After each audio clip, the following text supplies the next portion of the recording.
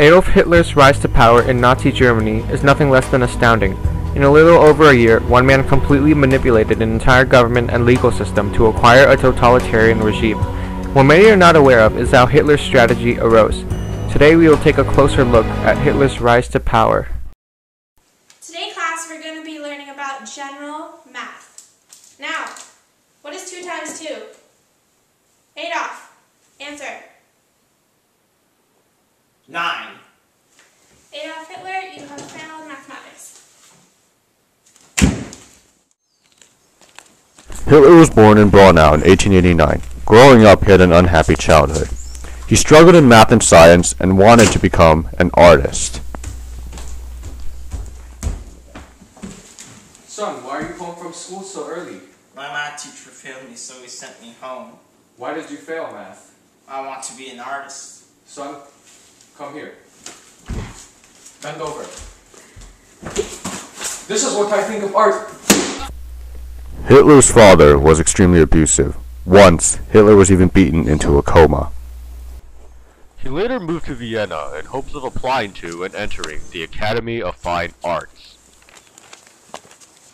Here's my portfolio for the Vienna College of Fine Arts and Architecture.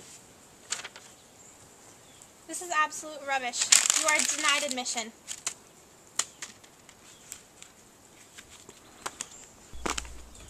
He failed the second time as well. You call yourself an artist? Get out of here! Hitler spent his next few years drifting the streets of Vienna. It was here that he developed his anti-Semitic views. He found his purpose in life when he joined the Great Movement.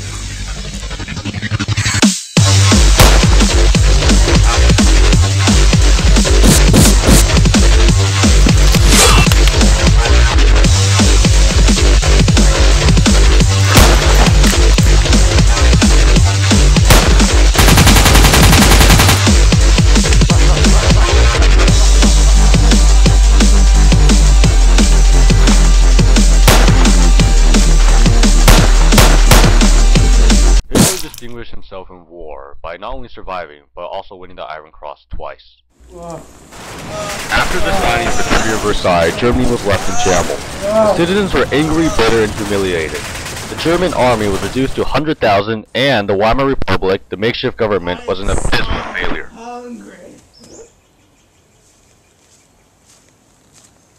Hi there, how much for the bread? 4.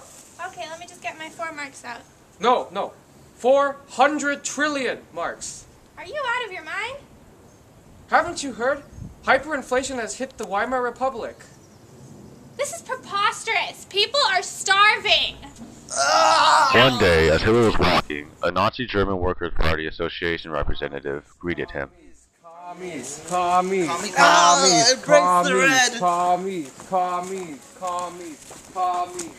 sir.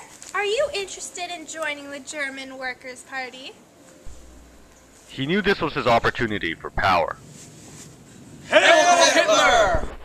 And so he joined. Using his talents as a superior orator, he quickly gained power and prestige. Thank you. Man, I'm so sick and tired of all this hyperinflation. Yeah, I wish someone would do something about that. Yeah, man. Are you guys sick and tired of all the hyperinflation? Yeah! Are you angry that the Germans are not getting the land that they deserve? Yeah! We need to do something about this! Yeah! When Hitler took role as leader of the Nazi Party, he saw the public's discontent as his opportunity to steal power.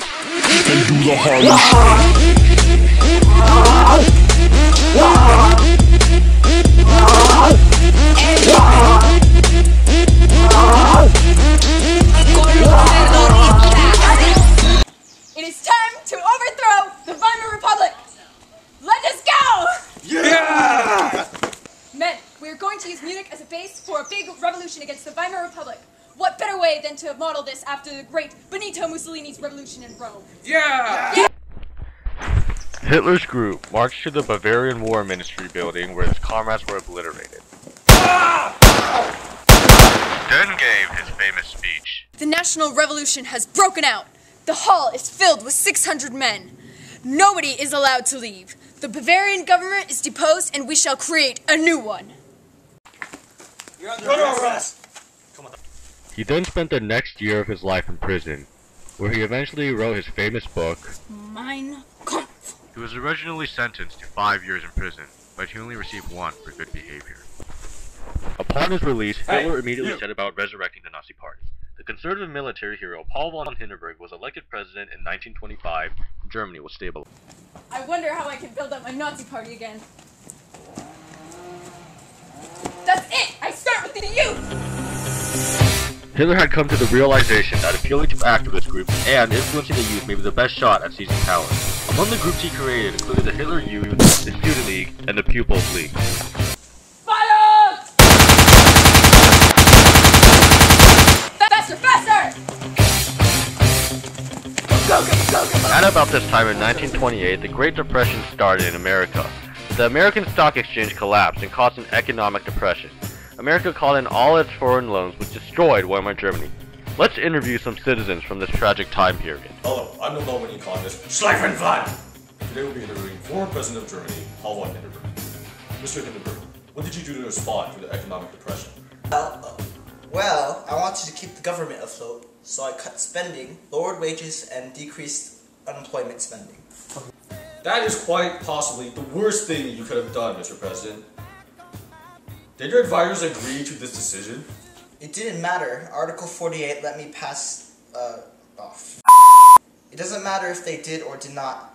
Article 48 let me pass measures without formal consent of the Weimar Republic. And what of your Chancellor Brüning? Oh yeah, Brüning. I fired him in 1932. The next one, Papen, only lasted 6 months.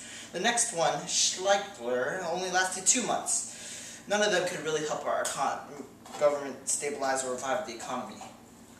But sir, how could they?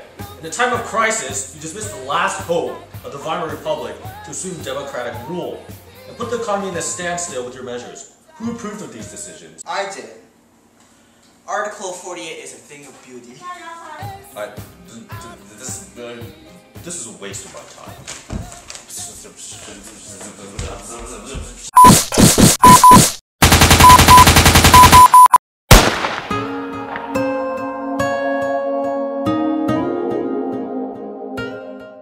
Hello, it's me again. Now our next guest will be a farmer from Ziegler. What was going on at this time? The government was in shambles. It seemed like no one would be able to take initiative and turn all of our problems around. Additionally, our president at the time, President Paul von Hindenburg, made some pretty questionable decisions. How could this problem be solved? A strong government, first of all. Our politicians at government at the time really were unable to do anything. And it seemed at the time that Paul von Hindenburg was using Article 48 to pass almost every single one of his measures. We workers tried turning to communism, but the wealthy businessmen stepped in before it could happen. They financed Hitler's plans instead. And how did Hitler's campaign turn out? Well, if I remember correctly, in 1928, the Nazis only had 12 seats in Reichstag. By July 1932, they had 230 seats and were the largest party. Hitler was going to be a ruler sooner or later, and it was clear to everyone.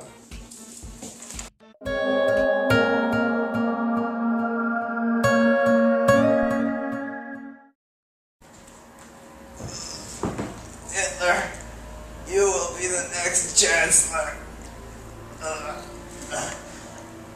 Something bad is gonna happen soon.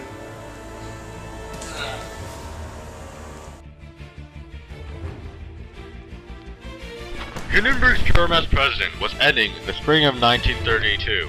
At age 84, he was reluctant to run again, but knew that if he didn't, Hitler would win. Hindenburg won the election, but Hitler received 37% of the vote. He then began a propaganda campaign, effectively eliminating every single last one of his significant political enemies. Shoot him.